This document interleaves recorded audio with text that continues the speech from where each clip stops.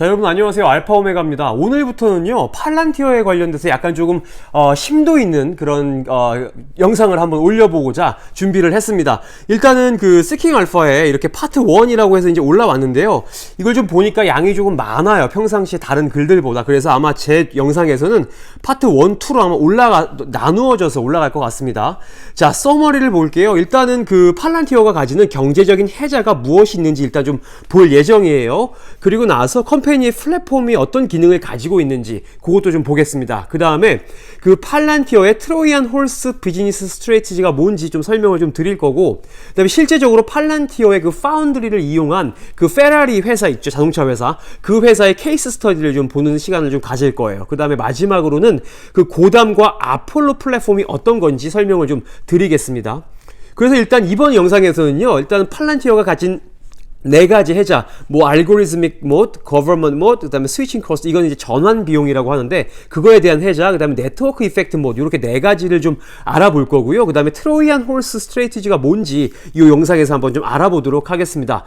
자, 일단은 이 저자가요, 이런 얘기를 합니다. 워런 버핏한테 이 혜자가 뭐예요? 라고 이제 물어본 그런 이제 내용이 전에 있었나 봐요. 그랬더니 워런 버핏이 얘기하기를, 우리는 좀 폭이 좀 넓고 그 다음에 오래도록 지속되는 혜자를 가진 기업을 찾으려고 노력을 합니다 라고 얘기를 했대요. 그랬더니 그 혜자를 가진 게 어떤 거냐면요, 이런 기술적인 이점을 가지고 있는 회사, 혹은 이런 그 소비자의 머리에 속에 탁 박혀있는 회사, 뭐 예를 들어서 탄산음료는 코카콜라, 포스트잇은 3M, 이런 거겠죠. 그 다음에 이렇게 좀 프랜차이즈가 좀 많은 회사, 예를 들어서 이것도 맥도날드나 KFC라던가 아니면 던킨도너츠, 이런 것들이 되겠죠. 그 다음에 어떤 능력으로 인해서 그 생산 물건을 좀 싸게 만들 수 있는 그런 능력들을 가진 혜자를 가진 그런 기업들에 투자를 한다라고 이제 워런 버핏이 얘기를 했다고 합니다. 그러면 이 글에서는 팔란티어가 과연 어떠한 혜자를 가지고 있는지 얘기를 좀 해보려고 합니다. 그래서 요 4가지 혜자에 대해서 좀 설명을 드리도록 할게요. 자, 첫 번째는요, 알고리즘믹 모드입니다. 자, 지금요, 팔란티어가 지금 2003년부터 시작해가지고 20년간 이런 지금 소프트웨어를 만들고 있죠. 이렇게 20년 동안 소프트웨어를 만들었다는 거는 이 기술력이 좀 아마 많이 올라와 있을 거다라고 이제 얘기를 하죠. 그러한 이런 기술력들이 새로운 이제 진입하려는 그 기업들에게 굉장히 좀 배리어를 친다, 벽을 친다. 이것 다른 말로 말하면 이게 바로 혜자가 되는 거죠. 그래서 이렇게 알고리즘에 관련된 혜자가 팔란티어에게는 있다라고 얘기를 하는 겁니다. 그래서 요 부분은요, 제가 좀 그 팔란티어가 어떤 일을 하는지 좀 생각을 했을 때 꼭 반드시 좀 여러분께서 기억을 좀 해주셨으면 하는 내용이에요. 자, 이렇게 좀 어떤 다른 회사가 있는데, 만약에 예를 들어서 인공지능이나 머신러닝을 이용해가지고 그런 의사결정을 하는 회사가 있는 반면에, 그러니까 이런 인공지능이 직접적으로 의사결정을 하는 겁니다. 그런데 이거의 반면에서 팔란티어는 뭐냐면요, not to replace human decision making이에요. 그러니까 어떤 의사결정을 할 때 반드시 사람이 의사결정을 하도록 합니다. 대신에 인공지능과 머신러닝을 쓰지만 이거는 의사결정을 할 때 쓰이는 단지 그런 서포트하는 그런 도구일 뿐이다. 요게 지금 굉장히 좀 다른 기업들과는 많이 다른 거예요. 요거 좀 기억을 하시면 좋겠고, 그 다음에 이렇게 얘기를 했다고 합니다. 어떠한 인공지능이나 머신러닝 모델도 사람을 이길 순 없다라고 얘기를 합니다. 언제 사람을 이길 수 없냐면, 이렇게 좀 라지 스케일 디시전, 이렇게 좀 규모가 큰, 아니면 중요한 그런 결정을 할 때 인공지능이 사람을 이길 수는 없다. 이게 이런 예시가 여기 있죠. 미국 정부에 관련된 것들, 아니면 다국적 기업, 혹은 금융기관, 이런 회사들이 이제 그 의사결정을 할 때는 인공지능은 사람을 이길 수 없다라고 합니다. 왜냐하면 사람이 이런 판단, 아니면 경험, 아니면 직관, 이런 것들을 가지고 있기 때문에 결국 사람이 결정을 해야 한다라는 게 팔란티어의 지론인 거죠. 자, 다음은요, 거버먼트에 대한 모십니다.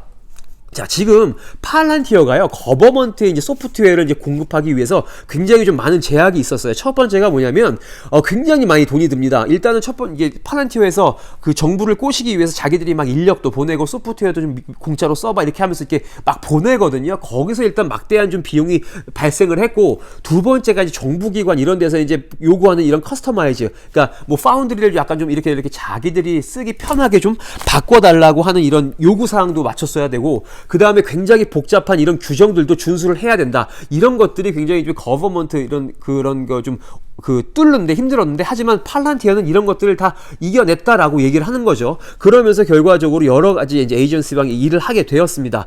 반대로요, 지금 팔란티어도 이렇게 힘들었지만 미국 정부 자체도 팔란티어에게 많은 돈을 지금 지출을 했기 때문에 이것 역시 그런 다른 신규 업체가 들어올 수 없는 장벽, 즉 해자를 만들었다라고 이제 이해를 하시면 좋을 것 같아요. 자, 다음 한번 해자가 뭐가 있는지 보겠습니다. 자, 스위칭 코스트 몫은요, 이제 전환 비용 해자인데, 이게 뭐냐면 설명을 드릴게요. 지금 굉장히 높은 이제 비용이 들었습니다. 왜냐면 이 소프트웨어를 이제 설치를 하고, 그 다음에 이제 팔란티어 직원들이 가서 어떤 그 기업의 사람들을 또 훈련을 해야 되는데, 그런 비용이 굉장히 많이 들었다는 거예요. 거기서 비용이 너무 많이 발생을 했기 때문에 팔란티어 이외에 다른 회사를 쓰는 거에 대해서는 약간 좀 부담이 느껴진다. 그렇기 때문에 전환을 하는데 비용이 좀 많이 들기 때문에 거기서 해자가 발생한다 하는 게 바로 이 스위칭 코스트 몫이라고 이해를 하시면 좋을 것 같아요.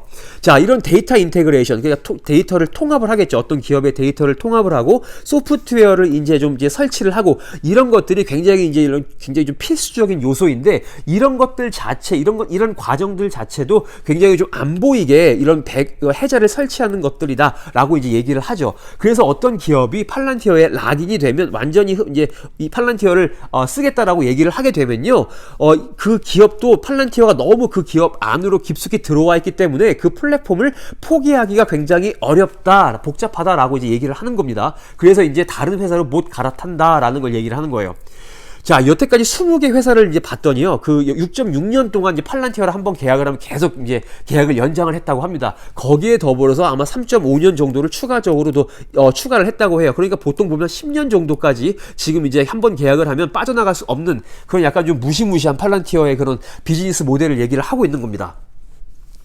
자, 네트워크 이펙트 모드 볼게요. 자, 네트워크는 뭐냐면요, 지금 네트워크 이펙트가 조금 더 강해지는 이게 뭐냐면, 자, 팔란티어가요, 어떤 기업에 이제 사람을 보내죠. 이 팔란티어의 엔지니어가 그 오거나이제이션의 그 직원과 만납니다. 다이렉트하게. 그래서 1대1로 뭐 이렇게 상의를 하거나 아니면 뭐 줌 같은 걸로 이용해서 리모트하게 이제 일을 하겠죠. 그런데 팔란티어가 일을 할 때는요, 굉장히 텐드 투 워크, 이렇게 일을 하는 경향이 있대요. 어떻게 하냐면, 그 계약이 끝날 동안 이런 1대1 그렇게 만난 사람은 계약이 끝나는 이런 오랜 기간 동안 계속 이제 그렇게 좀 많은 시간을 보낸다고 합니다. 그래서요, 팔란티어로 하여금 이렇게 일을 하는 거는 그런 게 산업군에 있어서 굉장히 좀 깊은 지식을 알 수가 있게 하죠. 그렇게 함으로써 만약에 그 고객이 팔란티어에 어떤 요청을 했을 때 그렇게 좀 뭐랄까, 좀 새로운 요구를 바로바로 이제 플랫폼에 업데이트를 해줄 수가 있고, 그 다음에 고객의 입장에서는 굉장히 좀 새로운 경험을 하게 해준다라는 게 바로 이제 네트워크 이펙트 모트예요.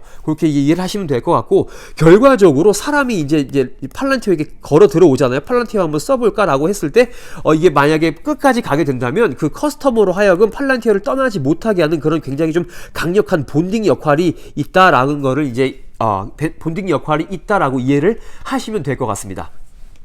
자, 여기서는 뭐냐면요, 트로이 목마 아시죠? 이거를 이제 이 저자가 약간 팔란티어의 비즈니스 모델이 트로이안 목마 같아라고 이제 얘기를 합니다. 왜냐면 지금 그 트로이안 목마가 지금 그리스군이, 자 볼게요, 그리스군이 이렇게 목마를 만들죠. 이렇게 목마를 만들어 가지고 이제 그 트로이 군대 쭉 들어옵니다. 그래서 트로이안 그 군대들이 다 잠든 시간에 이 목마에서 막 내려가고 트로이군을 다 물리치죠. 그러면서 이제 성공을 하게 되는데, 마찬가지로 팔란티어도 그 기업이 눈치채지 못하는 사이에 그 기업 속에 깊숙이 침투를 해가고 결과적으로는 그 기업에 완전히 퍼져서 그 기업도 어떻게 팔란티어를 내쫓을 수 없는 그런 상황이 되게 하는 게 마치 트로이안 홀스 같다라고 이제 얘기를 하는 거예요. 자, 보면 팔란티어가 세 가지 이제 단계가 있습니다. 첫 번째가 acquire이고요, 두 번째가 expand, 그 다음에 세 번째가 scale phase예요. 총 세 가지의 페이즈로 이루어져 있습니다. 자, 처음에는요, 고객들이 이렇게 막 걸어 들어옵니다. 야, 우리 이거 팔란티어 한번 이거 뭐 소프트웨어 한번 우리한테 한번 해줘 볼래? 하고 이제 얘기를 하죠. 근데 왜냐면 여기서 팔란티어가 이거를 아주 싸게 혹은 돈도 받지 않고 그냥 팔란티어의 파운드리를 그냥 대줍니다. 그러면 와, 이거 좋다, 얼씨구나 좋다 하고 그 기업은 쓰겠죠. 그런데 써보니까 야, 이거 데이터 굉장히 좋은데 수익이 좀 많이 나는데 하면서 팔란티어를 믿게 돼요. 그러면서 팔란티어의 그 파운드리 같은 그 소프트웨어를 좀 확장해서 깔게 됩니다. 그런 다음에 추가적으로 이제 계속 그 기업을 그 소프트웨어가 먹고 들어가는 거죠. 그럼 결과적으로 이게 스케일 페이즈. 그래서 총 3단계의 페이즈로 이루어져 있다라고 이제 이해를 하시면 될 것 같고, 결과적으로 이 어콰이어 페이지에서는요, 팔란티어가 굉장히 좀 커스터머를 그들의 그 플랫폼을 경험하게 일단 사람들을 꼬신다라고 이제 유인한다라고 이제 이해를 하시면 될 것 같아요. 근데 유인하는데 로우 코스트입니다. 아니면 심지어는 비용이 발생을 하지 않아요. 그러니까 그 팔란티어가 인력 비용 아니면 파운드리라는 플랫폼 비용 이런 걸 다 감수를 하고서라도 그 기업에 침투를 하는 거죠. 그렇게 이해를 하시면 될 것 같고, 일단 그래서 이게 기업이 뭐 10만 불 정도의 이런 그 수익이 나는다 싶으면 거기서 이제 고객은 팔란티어가 강요를 하지 않아도 여기서 익스펜션 페이지로 넘어간다. 결과적으로 스케일 페이지까지 무난하게 이렇게 확장이 된다라는 게 이 트로이안 목마에 대한 스트래티지 전략이었습니다. 자, 일단 이 파트 1에서는요, 팔란티어가 가진 해자, 그 다음에 트로이안 목마의 전략에 대한 걸 설명을 좀 드렸어요. 그래서 파트 2에서는 어떤 건지 마저 설명을 드릴 거냐면, 팔란티어의 그 프로덕트, 그러니까 예를 들어 파운드리 아니면 고담 아니면 뭐 아폴로, 그런 게 있죠. 그런 것들에 대한 설명을 좀 드릴 거고, 실제적으로 팔란티어 파운드리가 어떻게 일을 하는지 영상을 좀 아마 보여드릴 수 있을 것 같아요. 그 다음에 실제적으로 이 스쿠데리아 페라리가 어떻게 팔란티어 파운드리를 이용해서 효율적으로 그 결과를 이끌어냈는지, 그것도 좀 설명을 드리도록 하겠습니다. 일단 설명 들어주셔서 감사하고요. 조만간 파트 2로 찾아오겠습니다. 좋은 하루 되세요.